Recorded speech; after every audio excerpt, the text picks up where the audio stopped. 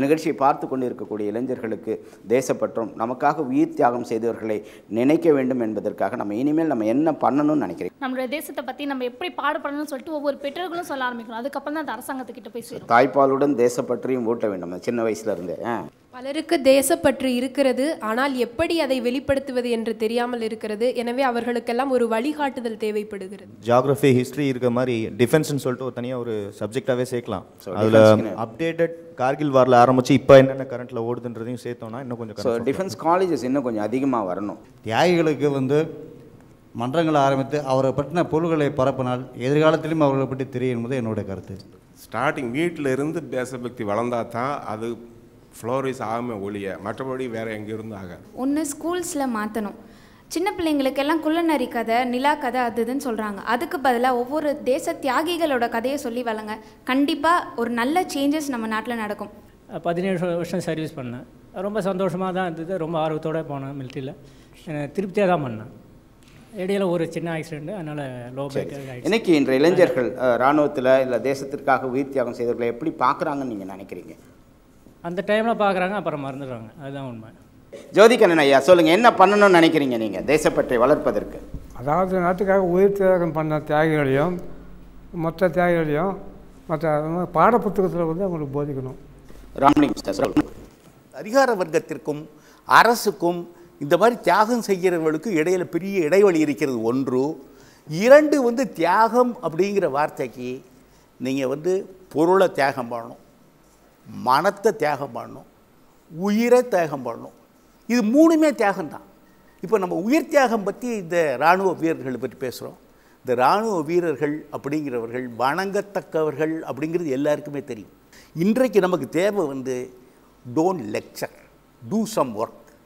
Particularly இந்த nation அப்படிங்கிறது, nation building is something different. அதாவது நாட்டை ஒருமுகமாக வளர்ப்பது என்பது அது ஒரு பெரிய காரியம். அவை முரண்பட்ட கருத்துக்களை பற்றி பேசுகிற சமுதாயமாக இந்த இந்திய சமுதாயம் இருக்குது.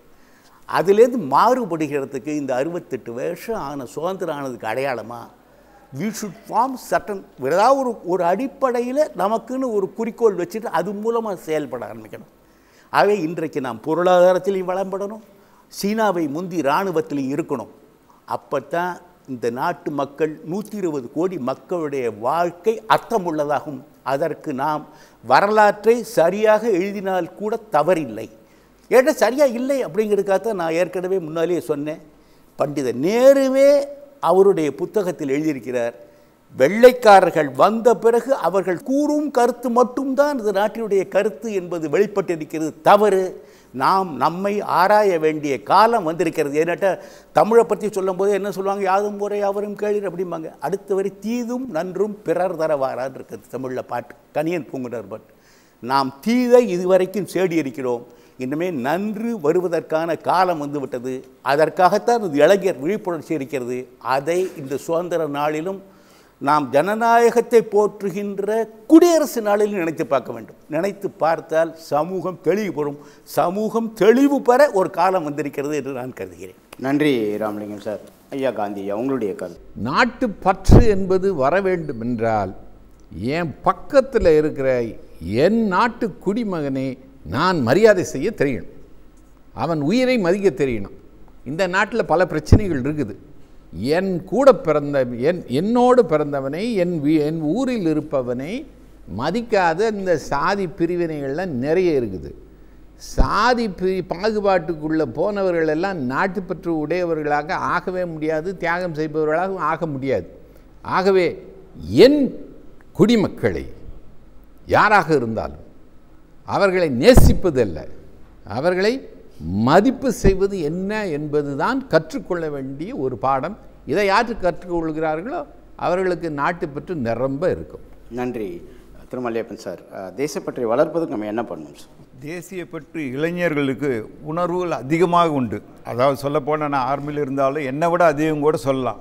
ஆனால் நான் அதை ஊக்கப்படுத்துறது இந்த அரசாங்கமோ மற்ற பொறுப்பில் உள்ளவர்களோ பண்ணால் எங்களை விட இன்னும் நல்லா வருவாங்க. எல்லாரோட என்ன தெரியுங்க, எங்களுக்கு ஒரு லைஃப் தான் இருக்குது, செத்து சண்டையில் சாகிறதுக்கு. கடவுளை பிரார்த்திக்கிற இன்னொரு லைஃப் கொடுத்து மறுபடியும் எனிமி கொண்டுட்டு சாகணுங்கிறது எங்கள் விருப்பம். சரி. அதுக்கடுத்தது எல்லாம் மேஜர் முகுந்த பெருமையாக சொன்னாங்க, ரொம்ப நாட்டுக்கு தேர்னு. ஆனால் எங்களுக்கும் என்ன மாதிரி சர்வீஸில் இருக்கிறோம் ரிட்டையர் ஆனவங்களுக்கு ஒரு சின்ன கொஞ்சம் இனிமையான பொறாமை உண்டு. ஏன்னா எங்களுக்கு அந்த சான்ஸு கிடைக்கலையே, இவர் எனக்கு ஜூனியர் இருந்தால் தட்டிட்டு போயிட்டாரு, நாங்கள் செத்துருக்கணும் முதல்ல, அதுக்கு பிறகு தான் அவர் சாகணும்னு நாங்கள் விரும்புகிறோம். வரதராஜன் சார், தேசப்பட்ட வளர்ப்புக்கு இளைஞர்களுக்கு என்ன பண்ணணும்? மேஜர் முகுந்தோட மார்டல் ரிமென்ஸோட ஒரு மேஜர் வந்தார். அவர் வந்து சொன்னது, அவரும் என் அப்பான்னு கூப்பிட்டாரு. அப்பா எனக்கும் வந்து இந்த மாதிரி சாவு கிடைக்கலையேன்னு வருத்தமாக இருக்குன்னாரு.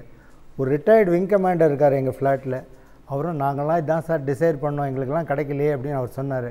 அது மாதிரி அவங்க ஆர்மியில் போனது அவங்க மைண்ட் செட் அந்த மாதிரி ஆகிடுறது. செகண்டு, எல்லோரும் ஒரே மாதிரி இருக்கிறது இல்லை, திங்க் பண்ண முடியாது சார். எங்கள் வீட்டில் பார்த்தீங்கன்னா நாங்கள் வந்து நானும் என் ஒய்ஃபு என் பசங்களோட ஃப்ரெண்ட்ஸ், நான் அது வரைக்கும் அன்பும் ஆதரவும் தான் கொடுத்துருக்கேனே தவிர பேசுவோம், டிஸ்கஸ் பண்ணுவோம், பிடிக்கிறதோ இல்லையோ பேசி கடைசியில் ஒரு டிசிஷன் எடுப்போம். அதை தவிர நான் ஃபைனான்ஷியலாக என் குழந்தைகளுக்கு ஒன்றும் பண்ணதே இல்லை. இது மாதிரி அப்பா அம்மாக்கள் நன்னா பசங்களோட இன்ட்ராக்ட் பண்ணி நம்ம கவனம் செலுத்தினா போகிறோம் சார், நிச்சயமாக பசங்க நன்னா வரும். தேசப்பற்றுலாம் தானே ஆட்டோமேட்டிக்காக வரும். அப்படி தான் என் ஃபேமிலியில் நடந்திருக்கு. தேங்க்யூ வரதராஜன் சார், நன்றி. தேசத்திற்காக செய்த உயிர் தியாகங்கள் மதிக்கப்படுகிறதா, மறக்கப்படுகிறதா? இந்த நிகழ்ச்சியை பார்த்து கொண்டு இருக்கக்கூடிய பல்லாயிரக்கணக்கான இளைஞர்களுக்கு நிச்சயமாக இவர்களுடைய உயிர் தியாகங்களை மதிக்கக்கூடிய ஒரு சூழலை நாம் மறுபடியும் ஏற்படுத்தியிருக்கிறோம் என்ற நம்பிக்கை எனக்கு இருக்கிறது. ஒரு சில சம்பவங்களை மட்டுமே நான் சொல்ல ஆசைப்படுகிறேன். பகத்சிங் தூக்கில் போடுவதற்கு ஒரு சில தினங்களுக்கு முன்பாக அவருடைய நண்பர் ஜெய்தேவ் கபூர் அவரை வந்து சந்திக்கிறார். சந்தித்து விட்டு அவர்கிட்ட சொல்கிறார், உன்னுடைய மரணம் மிக மிக நெருங்கி வருகிறது, நீ இன்னும் வாழப்போகிறது கொஞ்ச காலம்தான் இருக்கிறது என்பது உனக்கு தெரியுமா என்று சொல்கிறார்.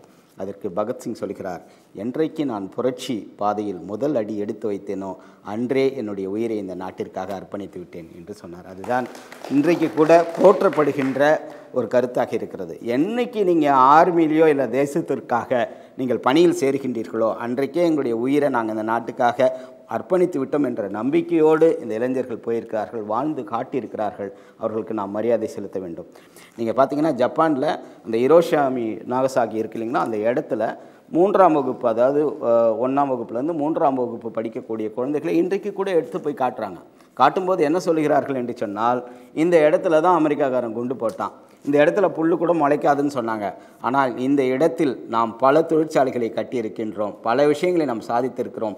இந்த அழிவிலிருந்து தான் ஜப்பான் வளர்ந்திருக்கிறது என்றதை ஒரு சின்ன குழந்தைக்கு ஊட்டுறாங்க பாருங்கள். அது போன்று ஒவ்வொரு தேசத்திற்காக உயிர் தியாகம் செய்தவர்களை நம்முடைய பாடப்புத்தகங்கள் நம்முடைய குழந்தைகளுக்கு ஊட்ட வேண்டும் என்ற நிகழ்ச்சியின் வாயிலாக நான் தெரிவித்துக் கொள்கிறேன். ஏன்னா பார்த்தீங்கன்னா நமக்காக உயிர் தியாகம் செய்யல யாருமே மறந்து போகக்கூடிய ஒரு சூழல் இருக்கிறது.